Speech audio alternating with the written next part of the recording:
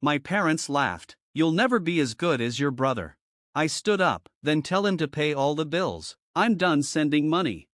Mom blinked. What money? We've never gotten $1 from you. My name's Max. I'm 28, the oldest son, the reliable one, the guy who pays rent on time, keeps extra batteries in a Ziploc bag, and brings folding chairs to cookouts because we always run out.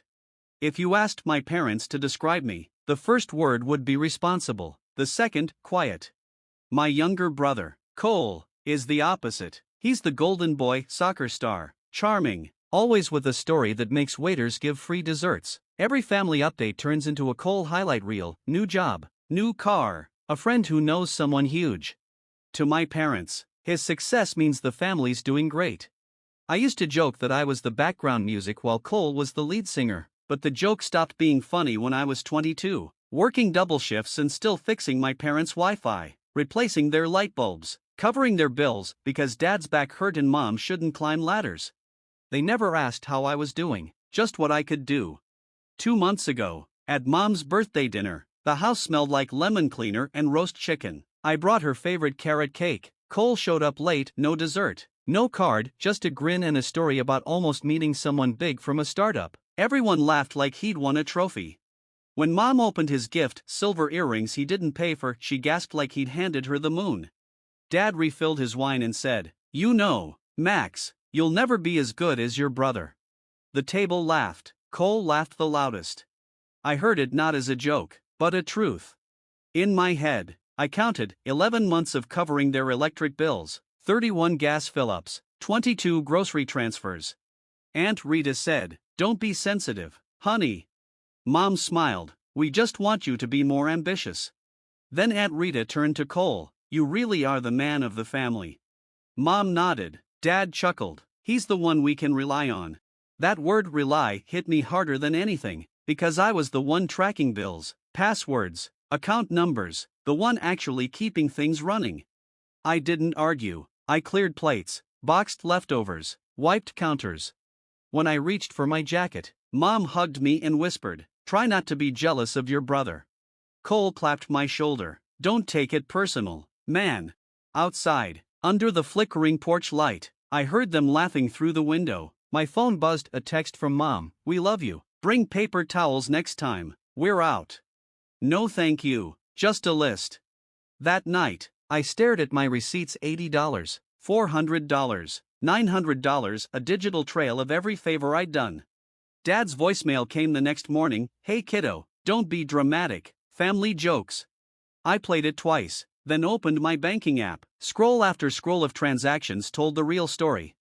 That's when I realized the joke was on me. The money started when I was 21, when I thought helping out was what good sons did.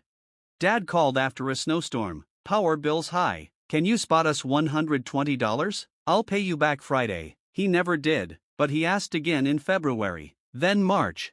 At first, I sent $50 here, $75 there, by 24. It was routine, $300 on the first of every month, $80 every third Sunday, random grocery money midweek, about $650 a month, sometimes more. New tires? $480. Water heater? $250 that became $500. Then came Cole emergencies. His rent's late. He needs $200 for a test. He's between paychecks. Cole always had a story. I always had a transfer. I once told Mom I couldn't send more until I rebuilt savings. She sighed, "We'll die before we ask again." 2 weeks later, she texted a grocery list and a heart. I sent $100. It wasn't just money, it was time, fixing Wi-Fi, replacing faucets, driving Cole to interviews, editing his resume. He even used my address for mail, so boxes started arriving, sneakers, a drone, a gaming headset, while Mom texted about an empty fridge. When I said I was tired, Dad said, "That's adulthood, kiddo." When I said it wasn't fair, Aunt Rita said, "Families aren't ledgers." Except ours was, and the ledger lived in my pocket. If Cole bought takeout once, Mom called him generous for days. If I covered their bills for months, she said, "We're all doing our part." On Father's Day, I paid for dinner. "You shouldn't have," Dad said, and then turned to Cole to ask about his next big opportunity at a company where he didn't even work. The worst part was how they rewrote things in real time. Thanksgiving last year, Aunt Rita asked who fixed the water heater. Mom smiled at Cole. Our boy made some calls. I looked at my bank app under the table, plumber deposit, $250. I said nothing. It's easier to stay quiet than be called dramatic. Meanwhile, my own life was small, not desperate, just tight. There was always that one bill I'd push a week, that one dinner I'd skip because I'd sent $200 at 3 p.m. for urgent car insurance.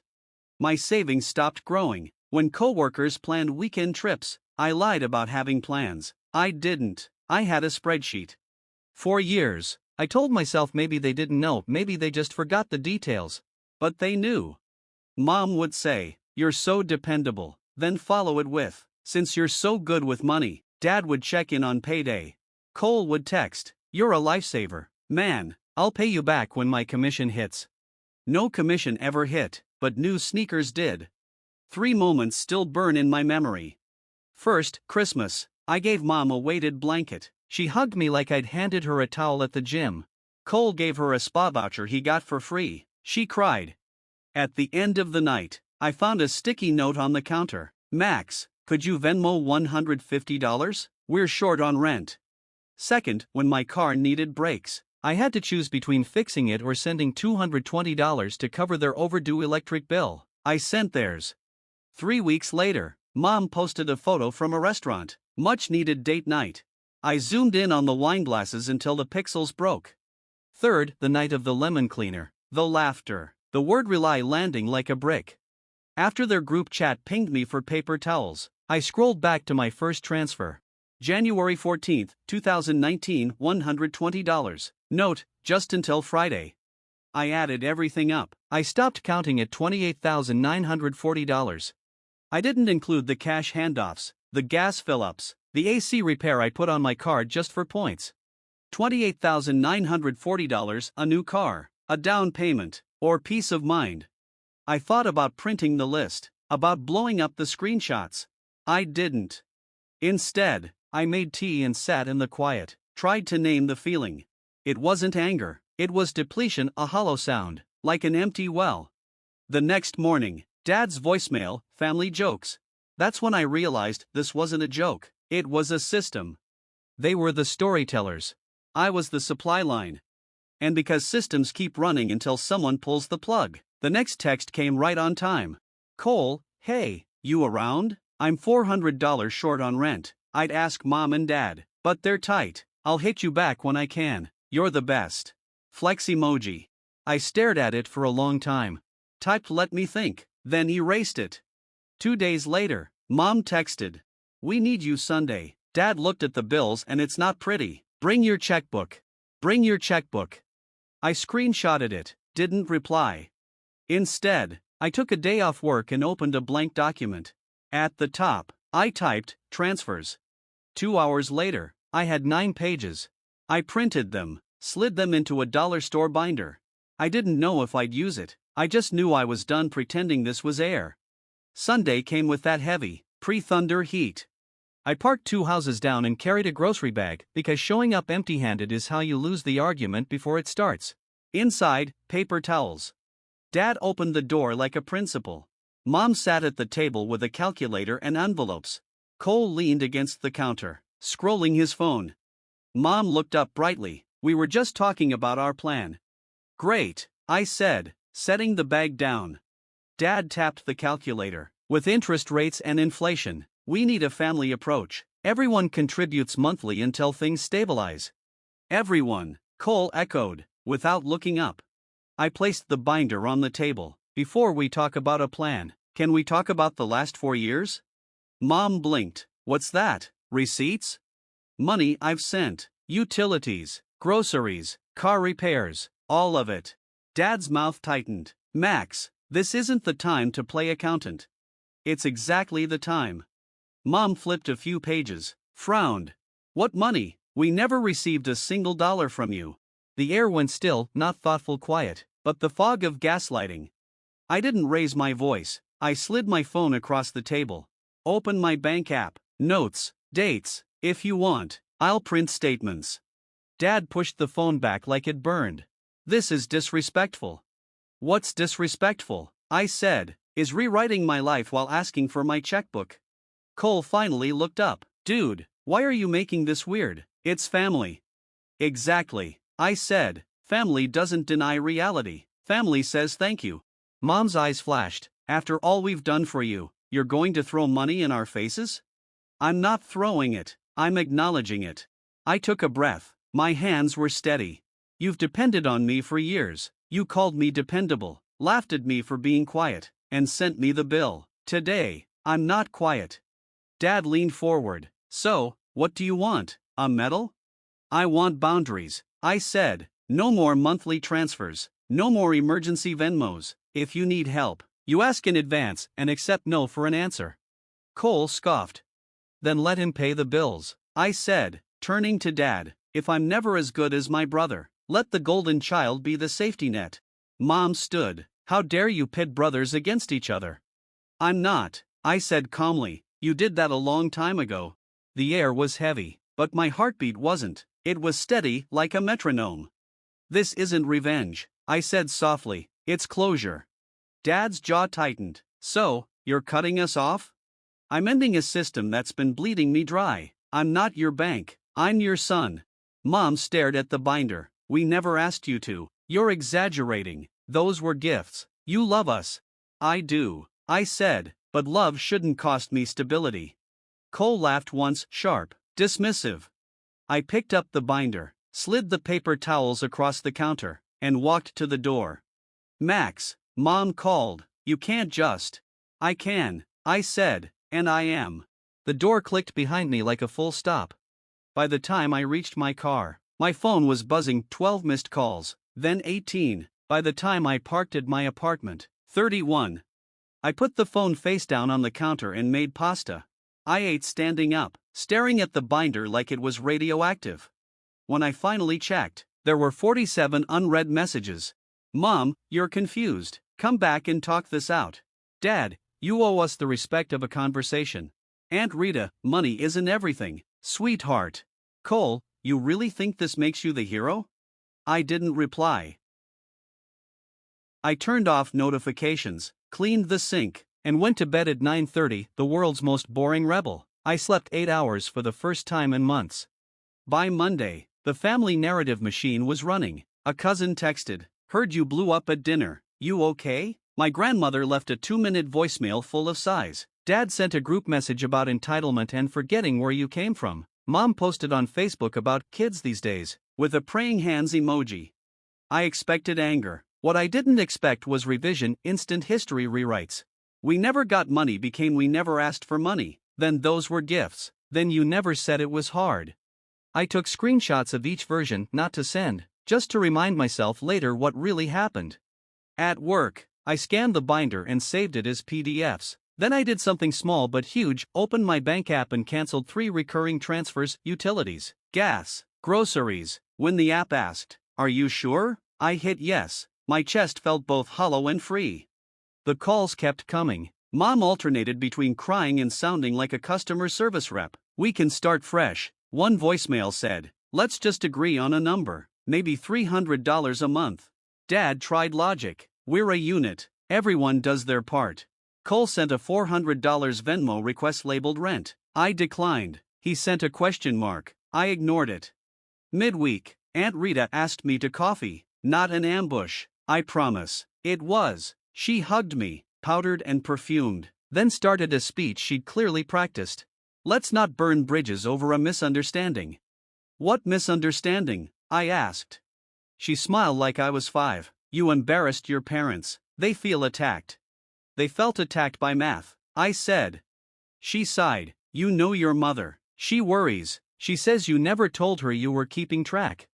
"So gratitude only counts if I don't keep receipts?" I asked. "Got it. You're being unkind." "I'm being accurate." I paid for my own coffee and left before she could turn accuracy into cruelty. By Friday, a new message hit the group chat, family meeting, Sunday. I typed "I won't be there" and sent it before fear could stop me. Mom replied instantly, "You think you're better than us now?" Dad added, "Don't forget who raised you." Cole texted, "You've always been jealous, bro. Sad." I muted the chat.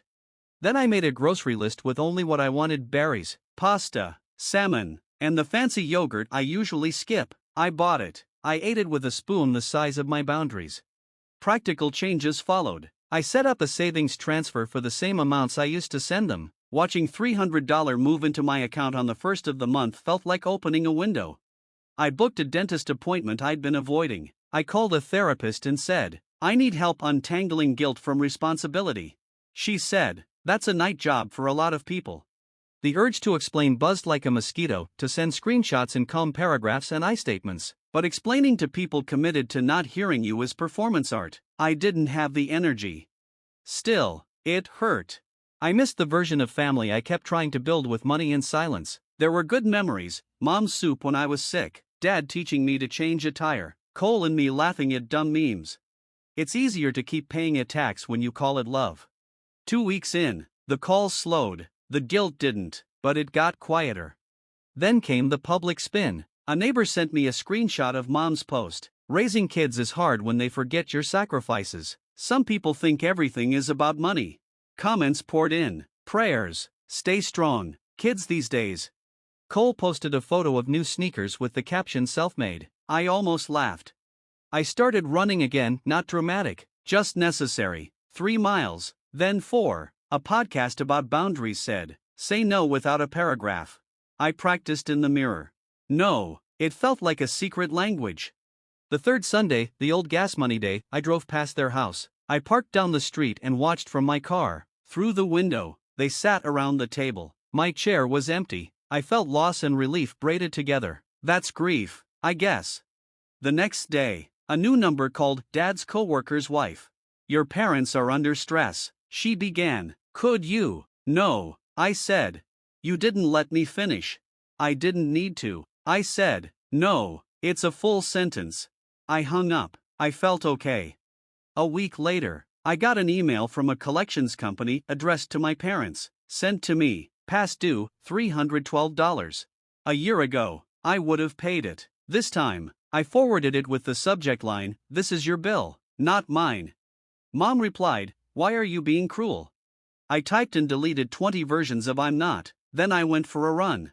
When I came back, there was one more email from Cole. Subject: "Be real."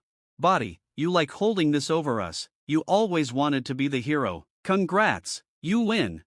I stared at it. The anger finally surfaced, not loud, just sharp. I replied, "I wanted to be your son."